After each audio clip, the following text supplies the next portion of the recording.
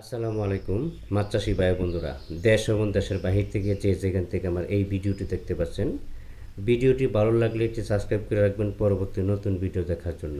আজকে আমি আলোচনা করব 2025 সালের নতুন বছরের অরিজিনাল লাল তেলাপিয়া মাছের পোনা সম্পর্কে।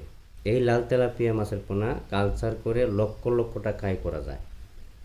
অনেকেই চাষ করার নিয়মকানুন বোঝে না, এজন্য লসের সম্মুখীন হয়। লাল তেলাপিয়া শুধু সৌন্দর্যের জন্য না, এই মাছগুলো খেতেও খুব সুস্বাদু। আপনারা চাইলে আমাদের কাছ থেকে লাল তেলাপিয়া মাছের পোনা সংগ্রহ করে চাষ করতে পারেন।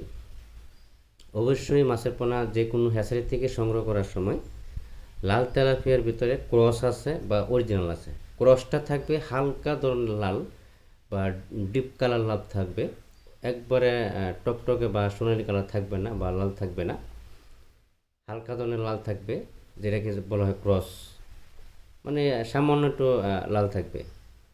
এই জন্য মাছের পোনা যেখান থেকে সংগ্রহ করবেন, যে কোনো হ্যাচারি থেকে মাছের পোনা সংগ্রহ করার সময় একটু সতর্ক থাকবেন।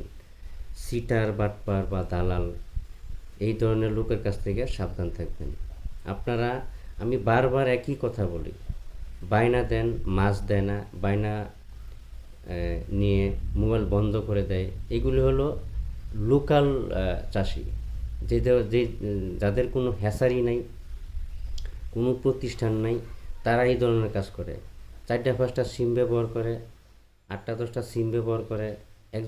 একজনের সাথে যদি প্রতারণা করে, এই সিম আর খুলবে না, এই সিম বন্ধ করে দিবে। এই জন্য মাছের পোনা সংগ্রহ করার সময় ভালো প্রতিষ্ঠান থেকে, পরিচিত লোকের মাধ্যমে বা বিশ্বাসকর্তা লোকের মাধ্যমের কাছ থেকে মাছের পোনা সংগ্রহ করাটাই সবথেকে ভালো, আমি যেটা মনে করি।